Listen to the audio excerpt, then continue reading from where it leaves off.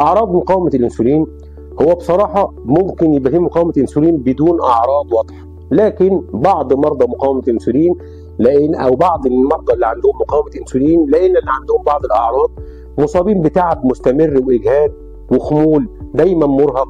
عندنا برضو زياده في الوزن غير مبرره، يعني ممكن يكون العيان ما بياكلش وزنه بيزيد بصوره غير مفسره. زياده الوزن والصعوبه في فقدان الوزن او الصعوبه في فقدان الوزن، ممكن العيان دوت الانسولين بنكتشفه من ان هو بيجي يخس يعمل نظام علشان يخس عليه، جسمه مش بينزل مع انه ملتزم بحميه غذائيه ورياضيه كويسه، بالتالي دوت بيخلينا نشك في مقاومه انسولين. عندنا شراهه في الاكل بالذات ناحيه السكريات والنشويات، تلاقي نفسك مفتوحه قوي للسكريات والنشويات، تعب مستمر بالذات بعد الوجبات، تاكل من هنا تبطل من هنا تنتخ من هنا، دي من ضمن اعراض مقاومه الانسولين. بعض المرضى دول عندهم ارتفاع في ضغط الدم وارتفاع في مستوى الكوليسترول والدهون، بالذات الكوليسترول الضار والدهون الثلاثيه. بيظهر بقى اكثر حاجه شيوعا اللي هي التصبغات الجلديه،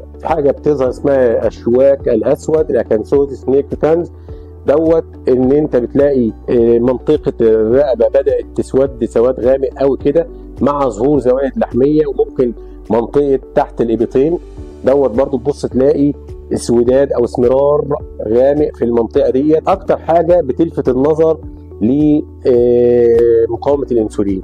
وطبعا زي ما اتفقنا ان السيدات بيبقى عندهم تكيسات مبايض واضطرابات في الدوره الشهريه. اول ما يحصل اضطرابات في الدوره الشهريه، لو عملنا سونار لقينا تكيسات مبايض، فكر في مقاومه الانسولين. بيحصل برضو اضطرابات النوم، وزي ما قلنا اضطرابات النوم بالعكس بتوصل مقاومه الانسولين